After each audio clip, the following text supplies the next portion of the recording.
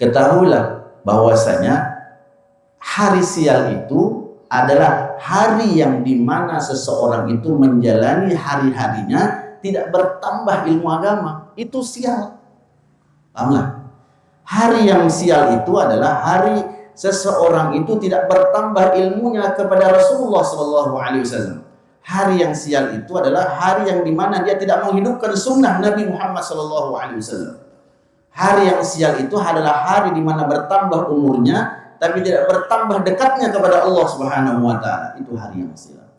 Katakan dalam hadits qudsi, ya ibnu Adam, man lam yakun fi ziyadati fi dini fahuwa fin nuqsan.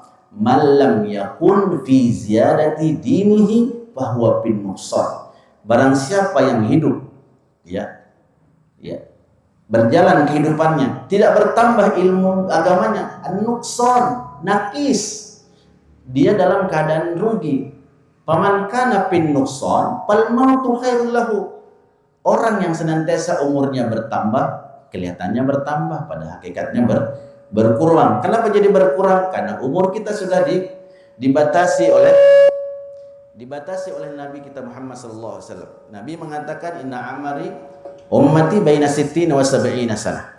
Sesungguhnya umur daripada umatku ini tidak lebih daripada 60-70 tahun. Wa zakara an Ibnu Abbasin radhiyallahu ta'ala anhu qala yuktabi bi dunya yaumal qiyamah ala surati ajuz syamta'u zarqa la yaraha ahadun illa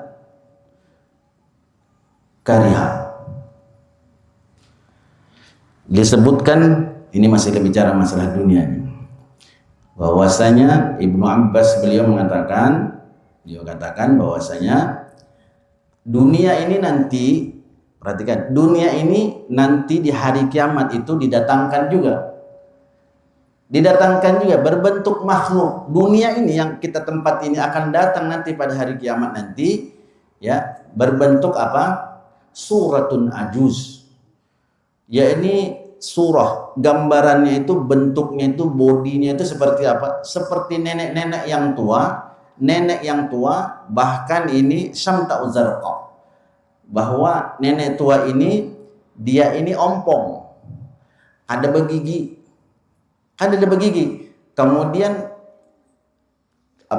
bungkuk lagi, sudah tua, kemudian sudah bungkuk, kemudian ompong lagi. Bahkan dikatakan dalam riwayat yang lain, baunya itu wanita itu yang tadi dunia ini dibentuk oleh Allah, dijadikan oleh Allah Subhanahu wa taala, digambarkan oleh Allah Subhanahu wa taala. Untuk apa sebenarnya nanti dijadikan makhluk tadi?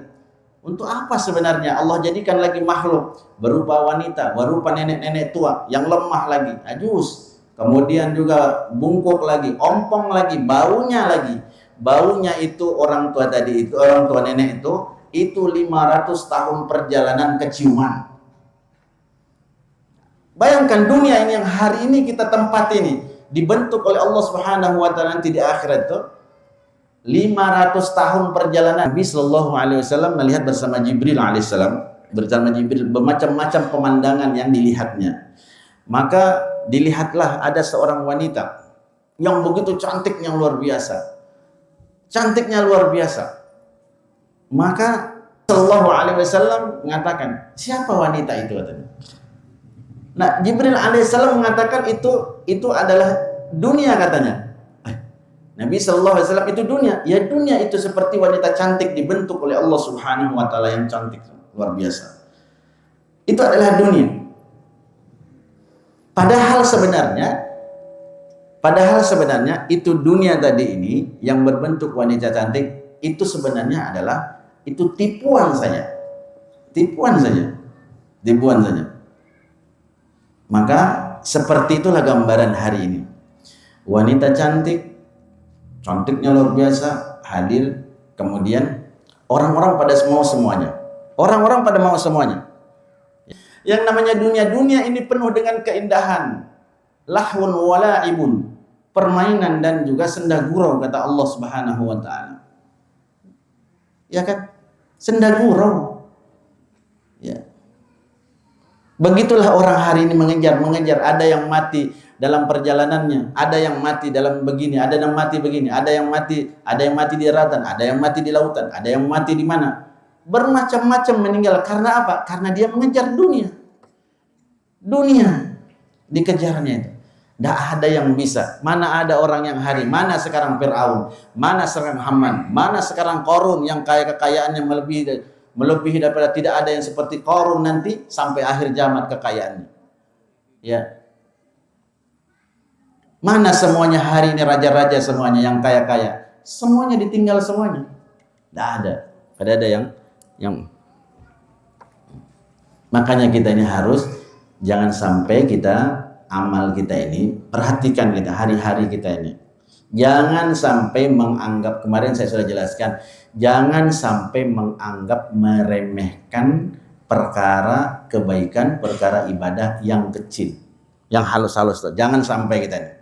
Kemarin kan sudah bagaimana kita ini, kita tidak mengetahui, diantaranya tidak mengetahui apa yang kita tahu ibadah kita diterima atau tidak, dan kita tidak mengetahui di mana Allah Subhanahu wa taala meridhoi kita, amal yang mana Allah Subhanahu wa taala ridho. Tidak tahu. Saya katakan belum tentu ibadah haji kita, belum tentu ibadah umrah kita. Jangan-jangan kita diterima oleh Allah Subhanahu wa taala dengan imatatul aza anit thariq. Membuang duri di jalan itu, membuang duri di jalan itu supaya orang mau bisa lewat dengan nyaman. Kalau Allah Subhanahu wa taala ridho, Allah ridho untuk perbuatan kita, itu bisa memasukkan ke dalam surga. La tahtaqiranna minal ma'rufi walau talqa'an wajhin tali. Jangan menganggap remeh daripada sebuah kebaikan walaupun engkau hanya senyum dengan saudaramu.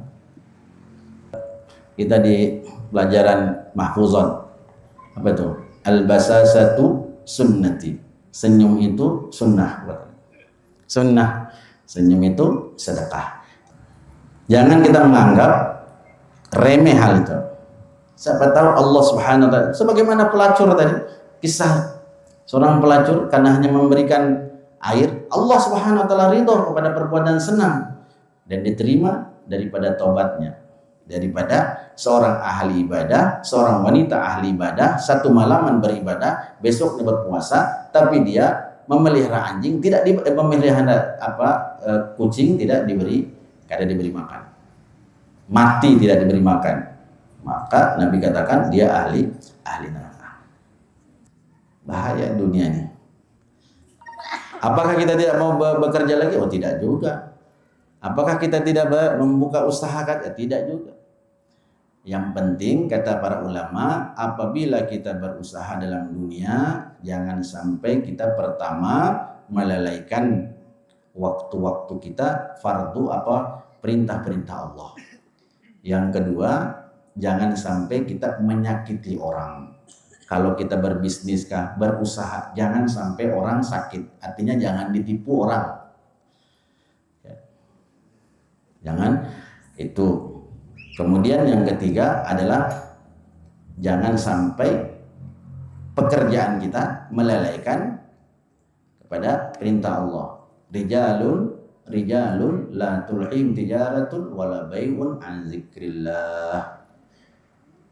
Berdagang juga atau berusaha juga, tapi dia tidak melalaikan dia kepada Allah Subhanahu wa taala. Faqala al-faqih la yakunu lahu azabun. Nah, sebenarnya dunia ini kata ulama, dunia ini sebenarnya dia ini tidak diazab sebenarnya. Dunia ini tidak diazab. Dunia Allah ciptakan dunia dia. Tidak diazab. Li'annahu la zanbun laha. Karena dunia ini tidak berdosa. Dunia ini kada berdosa.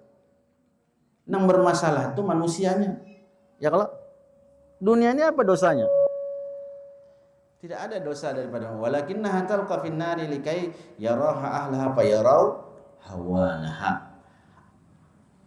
Allah Subhanahu wa taala menjadikan daripada dunia ini, jadikan dunia ini nanti Allah tampakkan nanti di akhirat itu di api neraka talqan nar, dilemparkan juga, tetapi ini adalah cuma untuk memperlihatkan kepada manusia betapa buruknya dan betapa hinanya yang namanya dunia ini nanti di akhirat. Padahal la zanbun laha, kada ada dosanya, tidak ada.